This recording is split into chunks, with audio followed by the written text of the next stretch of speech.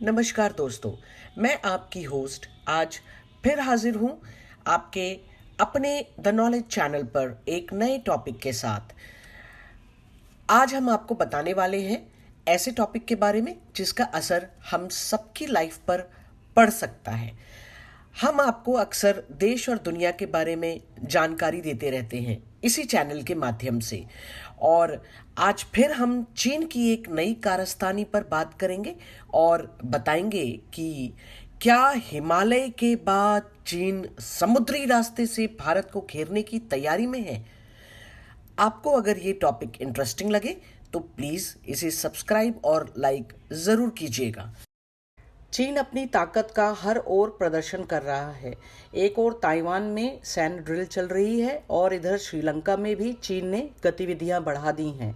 हिंद महासागर में निगरानी के लिए एक चीनी अनुसंधान और सर्वेक्षण जहाज चीन द्वारा संचालित दक्षिणी श्रीलंका के हम्बनटोटा बंदरगाह पर पहुंच चुका है।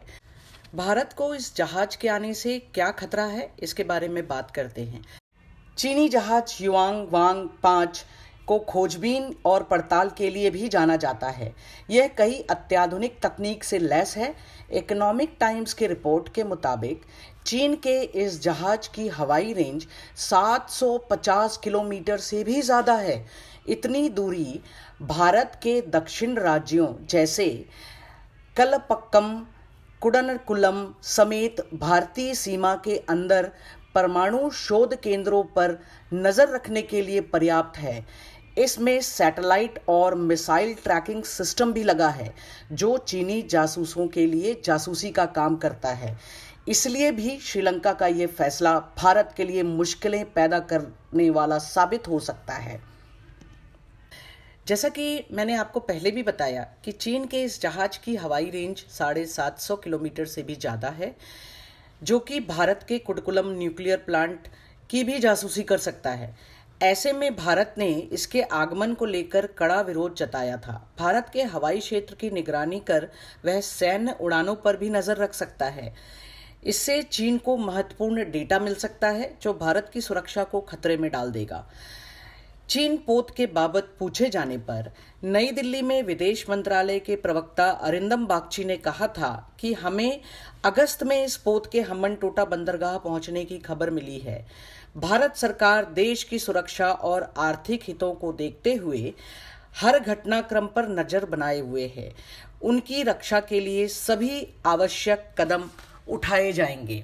पूरे मामले में चौंकाने वाली बात यह भी है कि भारत ने भले ही फौरन इस शिपमेंट पर आपत्ति जता दी हो, लेकिन दाने दाने और पाई पाई के मोहताज श्रीलंका ने कुछ दिन पहले इस चीनी जहाज को रोकने से मना कर दिया था। तब श्रीलंका की नई सरकार की ओर से कहा गया था ये जहाज श्रीलंका में मौजूद जहाज़ों में रिफ्यूलिंग करने के साथ मानवीय मदद का सामान ला रहा है, लेकिन भारत इस जवाब से संतुष्ट नहीं हुआ है। भारत को श्रीलंका में चीन के बढ़ते प्रभाव पर संदेह बना हुआ है। दरअसल चीन ने हम्बनटोटा बंदरगाह सहित कई बुनियादी ढांचा प्रोजेक्ट के लिए श्रीलंका में काफ़ी इन्वेस्टमेंट किया है। चीन का श्रीलंका पर इसके लिए 104 अरब डॉलर बकाया है। बकाया चुकान में असमर्थ होने के बाद श्रीलंका ने 2017 में मुख्य पूर्व पश्चिम अंतर्राष्ट्रीय शिपिंग लेन के साथ स्थित बंदरगाह एक चीनी कंपनी को 99 साल के लिए लीज पर दे दिया था। श्रीलंका ने अप्रैल में अपने 51 बिलियन डॉलर के विदेशी ऋण भुगतान में चूक कर गया।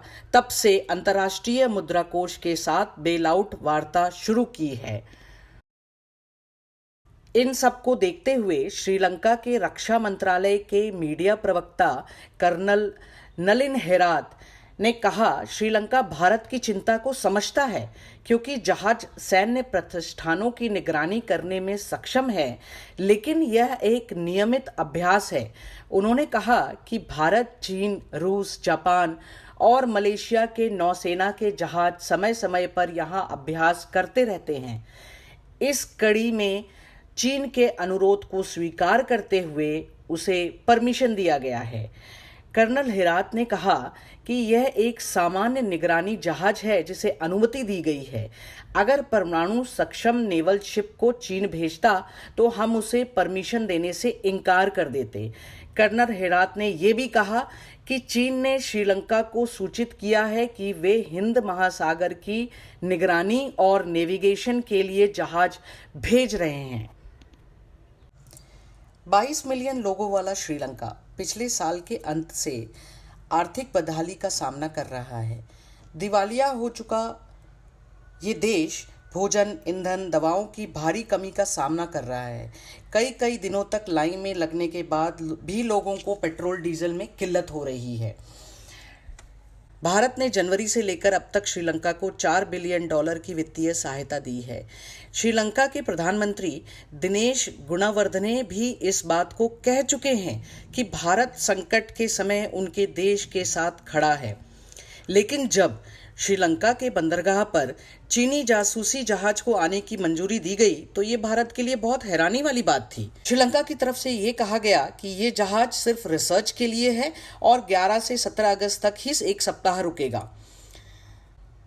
इस बंदरगाह को सामरिक दृष्टि से अहम माना जाता है। यह राजपक्षे परिवार के गृहनगर में स्थित है तथा इसे मुख्यतः चीन के कर्ज से विकसित किया गया है। नवनियुक्त प्रधानमंत्री गुणवर्धने ने पत्रकारों से कहा कि दोनों देश हमारे करीबी मित्र हैं।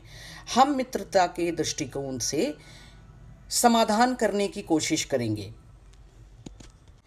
जिसके जवाब में भारत ने कहा कि भले ही बात 6 दिन की हो लेकिन इससे उसकी चिंता खत्म नहीं होती, क्योंकि ये जहाज एक जासूसी जहाज है। इसके जरिए पीपुल्स लिबरेशन आर्मी सैटेलाइट और अंतर महाद्वीपीय या बैलिस्टिक मिसाइलों को ट्रैक करती है। मीडिया रिपोर्ट्स के मुताबिक राष्ट्रपति रनिल विक्रमसिंघे की सरकार ने भारत को बताया कि ये इजाज़त पिछली गोटबया राजपक्षे सरकार ने दी है। चीनी दूतावास को भी बता दिया गया है कि जिस दौरान इजाज़त मिली तब श्रीलंका में हालात स्थिर नहीं थे। रिपोर्ट्स के मुताबिक चीन ने जून में ही अनुरोध भेजा था। विदेश मंत्रालय के पूर्वी एशिया डिवीज़न ने बिना किसी बातचीत के ही इजाज़त दे दी। आपकी जानकारी के लिए बता दें कि इसी तरह की स्थिति 2014 में भी आई थी, जब 2 चीनी पनडुब्बियां हम्बनटोटा पोर्ट पर आई थी, जिससे तनावपूर्ण स्थिति पैदा हो गई थी। तब चीन ने श्रीलंका तक को नहीं बताया था कि उसने पनडुब्बियां भेजी हैं। हालांकि तब से अभी तक श्रीलंका के बंदरगाहों पर चीनी पनडुब्बी का ऐसा कोई दौरा नहीं हुआ है। इन सब तनावों के बीच खबर मिली है कि ये जहाज 12 अगस्त को हम्बनटोटा बंदरगाह पर पहुंच गया है। क्या भारतीय सरकार इसके विरोध में कुछ कड़े कदम उठाएगी? अब हमें यही देखना है। धन्यवाद।